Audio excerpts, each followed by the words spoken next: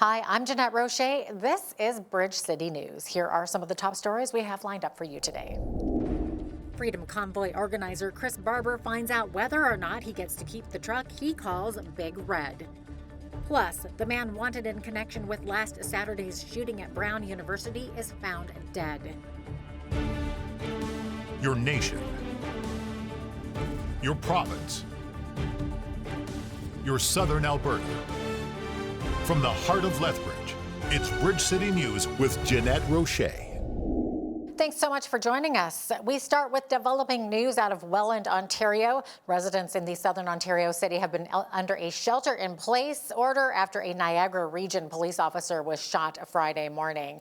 Police say the injured officer was treated in hospital with minor physical injuries and was eventually discharged later in the afternoon.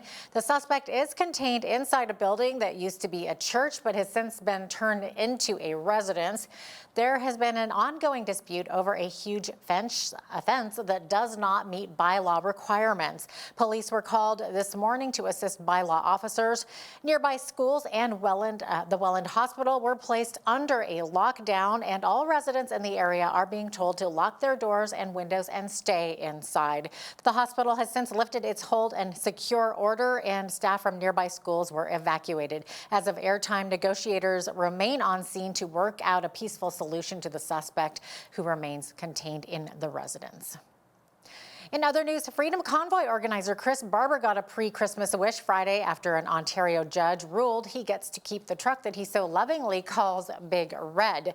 Barber and Tamara Leach were convicted last October of mischief, with the Crown trying to seize the truck and destroy it. Ironically, Barber says he got the good news in the same North Dakota town where it all started. Jamestown, North Dakota, January 7th, 2022. I was trucking back and forth across the border here, and I realized that there was a huge difference between the COVID mandates in Canada versus the United States. But they didn't have COVID vaccine passports down here. They weren't wearing masks in restaurants. It was like life is normal. And I thought, why are we still living up there like this when we can cross the border and be free? And so I'm sitting in that parking lot today when the judge read the decision out on the forfeiture on Big Red. And here we are. It was a nervous day, and anticipation built all day, and finally here we are. I've owned this truck for 22 years. I've got 3.5 million kilometers on this truck. I raised my children in it. It's been part of the family from day one. It's a truck that will forever live in my shop or in my possession until the day I die. And then after that, where it goes, I'm not sure. But it's not going to be used for future crime. And that was the concern of the Crown. I took part in one protest in my entire life. I've wound up with criminal charges, and now I'm under house arrest because of those criminal charges. So I'm good. Protesting is probably not for me if that's the way it worked. I'm glad we did what we did. I do not regret a thing. I will say that. We saved a lot of lives in this country, woke a lot of people up to the rule that was taking over this country and the lives that were being destroyed under the government control. So we can always hold our heads up high. And just because, a few of us have criminal charges now, you know what, the pros far outweigh the cons. After being convicted of mischief, Barber and Leach were given conditional sentences. Barber is allowed to continue working as a trucker. Both he and Leach are appealing their convictions. Well, south of the border, authorities say the suspect in the mass shooting at Brown University in Rhode Island last weekend has been found dead in a New Hampshire storage facility. Police released these photos of 48-year-old Claudio Neves Valente. Police say he was found dead yesterday from a self-inflicted gunshot wound. 2 people were killed and 9 others wounded last Saturday when Valente walked into an engineering building and opened fire. Police say Valente is also the suspect in the deadly shooting of a Massachusetts Institute of Technology professor. The Rhode Island Attorney General says the investigation was blown wide open after a tipster came forward. That person came forward to 2 Providence police officers over on the east side and said he had information. And that person led us to the car, which led us to the name, which led us to the photographs of that individual renting the car, which matched the clothing of our shooter here in Providence, that matched the satchel that we see here in Providence. He was found dead with a satchel with 2 firearms and evidence in the car that matches exactly what we see at the scene here in Providence. So Claudia Manuel Neves Valente was enrolled at Brown from the fall of 2000 to the spring of 2001. So I think it's safe to assume that this man, when he was a student, spent a great deal of time in that building for classes and other activities as a PhD student in physics. It was in the last 24 to 48 hours that, according to my understanding, is when the link began to be established. So the question was there anything else in the storage unit aside from the defendant's body? And the answer is he was found in there with his satchel. There was nothing else found in there that I am aware of. It's believed the gunman and the MIT professor who was killed attended the same university in Portugal. This weekend in Phoenix, Arizona, the group Turning Point USA is holding its first America Fest without founder Charlie Kirk.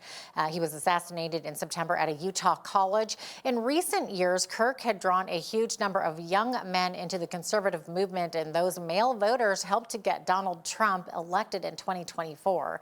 Now, with Charlie Kirk's widow, Erica, at the helm, Turning Point is attracting young conservative women.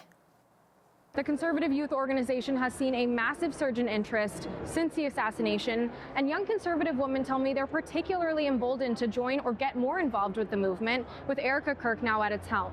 Yes, I believe Erica Kirk is a tremendous role model. She was never afraid to be in touch with her feminine side. She's definitely the biggest female conservative role model for me right now. She's beautiful, she's smart, she's so reverent and humble, and I think exactly the kind of leader that most young conservative women want to be. She always promoted motherhood and family and the Bible, and I think those are values that young Americans all need, especially girls in a society where you're made to feel like the outcast if you have these different values than most girls now. The amount of kids my age that were posting on social media celebrating the death of an innocent man, that's kind of where I was like, all right, this is what the world has come to, and somebody has to make a change. I realized that my opinion is just as valuable as anybody else's, and after this very unfortunate assassination, it wasn't time to be quiet anymore. This America Fest has had its share of controversy, though, with speakers like Ben Shapiro and Tucker Carlson attacking one another in separate speeches. Lethbridge Dr. Vivian Satorp has been named Alberta's new Chief Medical Officer of Health. She is the permanent replacement for Dr. Dina Hinshaw. Her tenure ended when Premier Danielle Smith followed through on an election campaign promise to fire Hinshaw over frustrations with COVID-19 health measures. Satorp was asked if she's concerned about a similar fate. One of my mottos is that everybody owns public health. So I think, as was discussed today, there are responsibilities of every individual, every family, every school, every faith-based organization, every community organization, all of us around trying to improve the health of individuals and communities and overall populations. So I see that together we can improve the health of all Albertans. If I could just add to that, this is Minister LaGrange. I'm really looking forward to working with Dr. Vivian and, developing a really strong public health system right across Alberta. So I'm excited about the possibilities as we've restructured and refocused healthcare in Alberta, that we're entering into a new era. And this is, as Dr. Vivian Satorp has said, it's an opportunity to really strengthen public health. Satorp has served as AHS Medical Health Officer for the South Zone for 17 years, overseeing all aspects of public health while supporting workplace health and safety, as well as infection prevention and control. Provincial health officials shared an update Friday on the respiratory virus season and how it's impacting hospitals. Health Minister Adriana LaGrange says COVID-19 and RSV activity is considerably lower this year than in previous years. COVID-19 hospital admissions so far this season are only a fraction of what they have been in the past, and RSV is increasing in line with normal seasonal patterns, with admissions currently lower than at this point last year. While it remains early in the season, overall these trends are within expected ranges. And finally, I want to remind all Albertans that not every flu case requires a trip to the emergency department. Care options do include community urgent care centers and pharmacies, primary care providers, and virtual care services, which will also help ensure that emergency services remain available for those who need them most. The province says surge and overcapacity protocols have been activated as needed across the province. These protocols include adding temporary beds, augmenting staff, and using virtual support so patients can safely recover at home when appropriate. A joint instructor and student graduate research team at Lethbridge Polytechnic have published findings on their study determining an optimal time for older persons dealing with moderate dementia to engage in recreational activities. The pilot study was conducted by 2 members of the Therapeutic Recreation Gerontology program and focused on observing clients taking part in recreation activities such as stationary exercises, drumming, and bingo. Instructor Rena Walker and graduate Geraldine Torres Gonzalez determined an initial estimate of engagement windows for older adults with moderate dementia at less than 30 minutes. When you go and ask how long should I stay with this resident providing this activity, they will usually say, go between 50 minutes or an hour. Some of those residents were really hard to engage for that long. So that's why I asked my teachers at that moment, Rena and Jan, how do we do this? And that's when we found a gap there. There was no research about it to sustain or to support how to best provide for those residents. This is a point where clients tend to lose some of their verbal skills, their activities of daily living, and so it's more difficult to gauge where they are at with engagement than other populations. So in programs where clients had more continuous participation, they were also more successful, meaning that activities like turn taking that had stops in time and we had to wait for our turn, that tends to take a lot more skill level that was beyond the ability for many people with moderate dementia. So that independent participation where they didn't necessarily have to socially engage with others, but yet they could participate independently, we found the most success. The results managed to be featured in the Therapeutic Recreation Journal, a prestigious American health journal. Walker also presented the results to several stakeholder groups, such as the Alberta Therapeutic Recreation Association and Seneca Polytechnic in Ontario. The 2025 Sock It 2M campaign delivered between 7,000 and 8,000 pairs of socks to those in need. On Thursday, recipient organizations left with bags full of donations. Now marking its 25th year, the program collected socks from November 3rd through December 18th. Gail Petrie, the program's founder, explains how many socks the campaign has delivered since its inception. And up till this point, we have 196,000 pairs of socks, plus what's here. We're guessing there's about 7,000 to 8,000 pairs here. We figure we've got here right now. Woods Homes, Harbor House, Streets Alive, Angel Tree, Soup Kitchen, and the Homeless Shelter, and Henderson Pathway Foods. I feel it's important for this initiative to keep happening every year is because it is something that is needed through the community. We started out after COVID. It was slow getting going, but as you can see, we've invited the several agencies, and we know that when you're cold and you're walking around and outside, and that first thing that gets cold are your feet. And if you can keep your feet warm, we know the rest of your body will be warm. So this initiative has been really important for helping those people that are homeless and struggling through hardship to have something warm on their body. It's been well received through the community. The donation delivery event took place at the Lethbridge Senior Centre. And those socks will certainly be put to good use because, baby, it's cold outside. Right after the break, one of Santa's helpers will be here to share the weekend forecast with us. We'll be right back.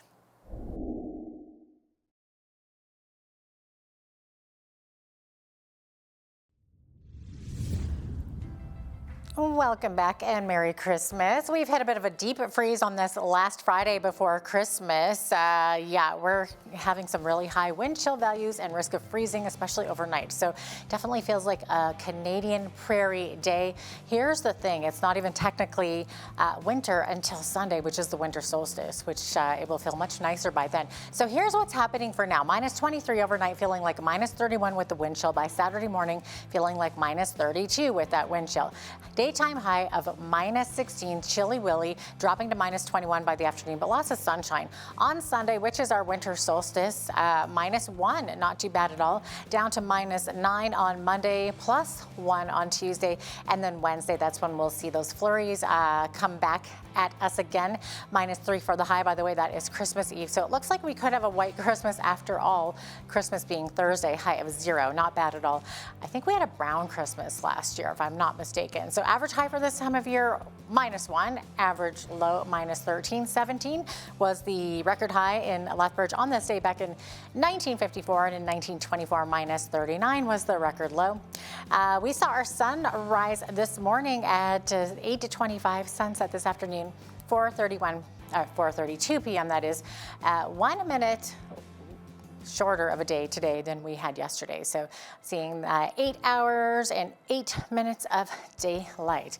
Okay, on the west coast, we are seeing rain in Victoria, 60k winds there, 8 degrees for the high of 7 in Vancouver.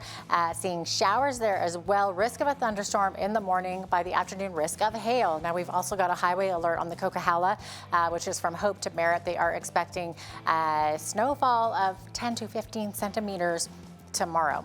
Okay, in Edmonton and Calgary, both seeing 30% chance of flurries, 30% by the afternoon in Edmonton, 30% in the morning in Calgary, and also both of those prairie cities seeing very high wind chill values and risk of frostbite there as well.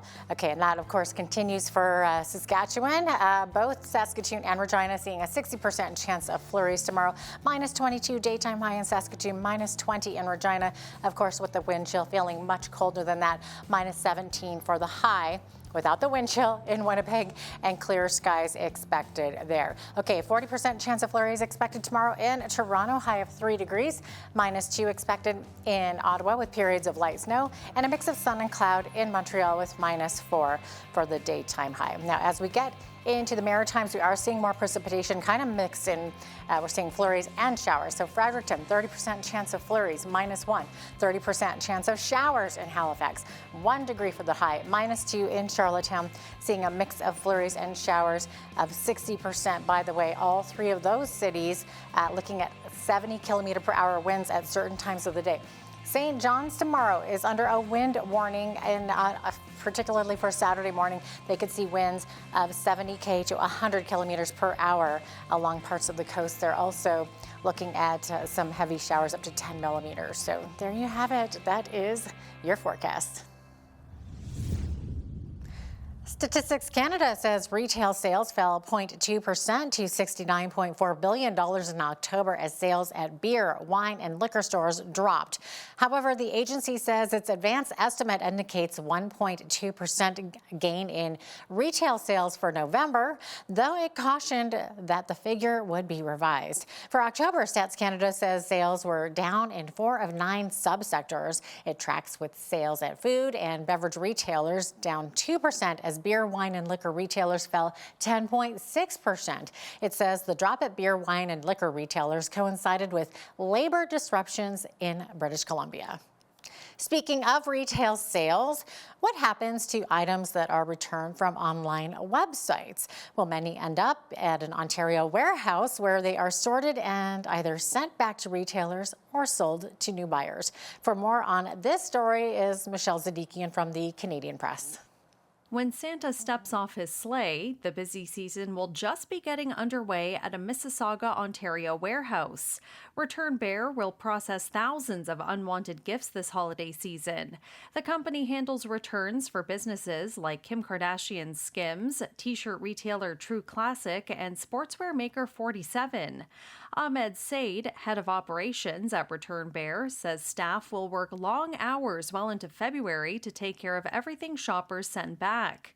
Return Bear usually sends items in perfect condition back to retailers, which put them on store shelves or websites again. Other times, flawless items will remain at the warehouse for a different customer to order them. In this case, Return Bear runs a lint roller over the item, repackages it, and ships it directly to the new buyer, skipping tariffs that could come from crossing the border again. Items that are damaged or unwanted by retailers get donated to charities. The returns market has exploded in recent years because retailers like Amazon, IKEA, and Costco have convinced shoppers to open up their wallets, especially online, by offering long return windows or loose policies. Well, here's a festive crime story. Police are investigating what activists say was a Robin Hood-style theft at a Montreal grocery store this week, with people dressed as Santa and elves shoplifting thousands of dollars worth of food.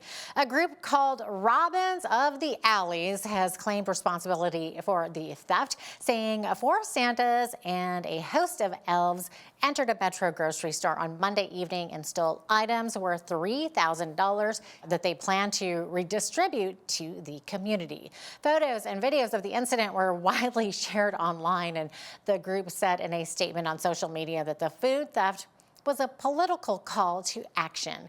The Robins denounced the profits of large grocery chains and said that surging inflation has people struggling to buy food. And I swear, Santa's helper who assisted me with weather today had nothing to do with that. And now let's take a look at today's markets.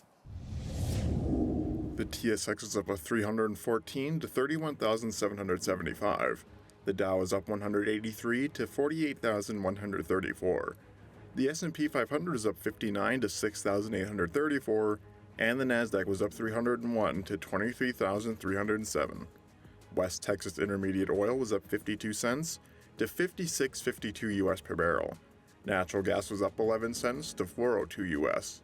Gold was up 8.32 to 43.3930 US an ounce, and silver was up $1.70 to 67.15 US an ounce. Feed wheat is at $7.51 per bushel. Barley is at $5.87. Canola is at $13.13, and corn is at $7.34 per bushel. Live cattle were up $1.97 to $2.30.40. Feeder cattle January contract was up $5.32 to $3.45.60, and lean hogs February contract was up 37 cents to $84.50. The Canadian dollar was down slightly over the past 24 hours and currently sits at $72.50 US.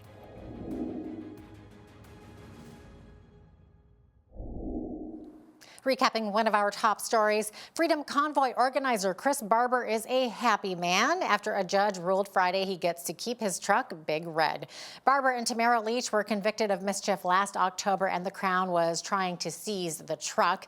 The judge ruled that while the truck was used as offense-related property for the protest, forfeiture would have been disproportionate because the truck is used for Barber's business, and there's no evidence that Big Red will be used in future criminal offenses. It's that time of the year when family and friends get together to hold Christmas celebrations and ring in the new year with a champagne toast. But failure to plan ahead after an evening of drinking alcohol can lead to deadly results. Coming up next, we'll speak with Anita Hachula, Lethbridge and area chapter president with Mothers Against Drunk Driving, and we will also hear from Caroline Ross, whose mother was killed by an impaired driver. Also, when you see news happening in your community, be sure to send us an email at info@bridgecitynews.ca. You can also visit our website or YouTube channel anytime to check out more of our stories and interviews.